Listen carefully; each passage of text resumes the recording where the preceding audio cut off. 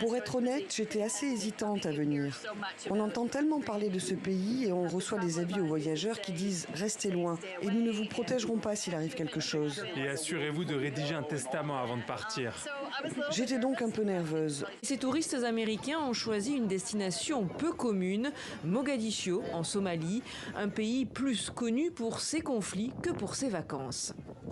En fait, je n'ai pas vraiment dit à ma famille où j'allais.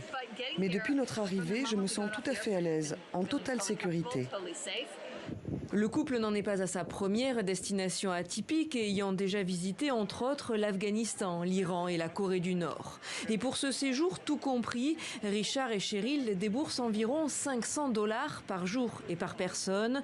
Un forfait comprenant le visa, l'hébergement, la restauration et l'escorte armée qui ne les quitte jamais. Une condition quasi sine qua non pour les agences de voyage. Leur principale préoccupation vient des avertissements qu'ils voient dans les médias occidentaux et européens, qui affirment que la Somalie n'est pas un pays sûr à visiter. Ces gouvernements émettent des avertissements à l'intention de leurs citoyens, ce qui amène les touristes à nous poser de nombreuses questions concernant la sécurité. En effet, plusieurs États dans le monde déconseillent à leurs ressortissants de voyager en Somalie, où le risque d'enlèvement et d'attentat est élevé et où l'accès à certains services peut être difficile. Le problème quand on vient en Somalie, c'est d'obtenir de l'argent dans le pays. J'ai donc essayé d'utiliser 4 cartes bancaires britanniques différentes pour payer l'hôtel, mais elles ont toutes été bloquées et refusées. Ma banque a paniqué et j'ai dû l'appeler pour que mes cartes bancaires fonctionnent à nouveau.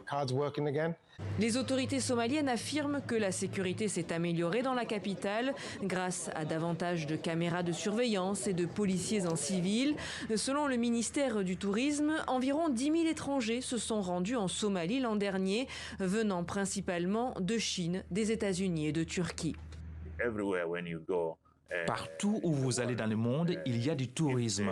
Cela signifie qu'il y a de la stabilité et que ce sont eux qui rendent ce secteur possible. Car lorsque votre pays accueille des touristes, cela signifie que tout est en place. Mais pourtant, ces 6 derniers mois, Mogadiscio a connu un attentat raté contre le convoi présidentiel, des tirs d'obus près de l'aéroport et un assaut contre un centre de détention. Une image de carte postale moins idyllique.